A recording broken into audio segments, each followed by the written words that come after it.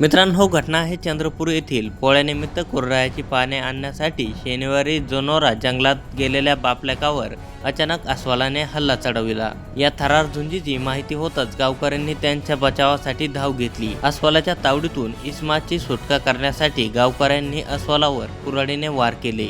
अखेर इस्माची सुटका झाली। या झटापटीत जखमी बापलेकांना चंद्रपूर जिल्ह्यात सामान्य रुग्णालयात हलवण्यात आले। वडील गंभीर जखमी असल्याने त्यांना नागपूर येथे एम्स मध्ये हलवले। मात्र 25 ऑगस्टला त्यांची प्राणज्योत मावळली। अरुण काशीराम कुकसे असे मृतकाचे नाव आहे। मुलगा विजय अरुण कुकसे हा जखमी झाला। त्याच्यावर चंद्रपूर जिल्ह्यात सामान्य रुग्णालयात उपचार करण्यात आला। दुसरीकडे गंभीररित्या जखमी असलेल्या अस्वलाचाही चंद्रपूर येथे ट्रान्झिट सेंटर मध्ये उपचारादरम्यान मृत्यू झाला। नागरिकांनी केलेल्या हल्ल्यात अस्वलाच्या अंगावर कुऱ्हाडीचे 10 पेक्षा अधिक घाव असल्याने वन विभागाचे म्हणणे आहे की काही नागरिकांनी या घटनेचा व्हिडिओही व्हायरल केला आहे। अस्वलाने अरुण कुकसे यांच्यावर जोरदार हल्ला चढविला।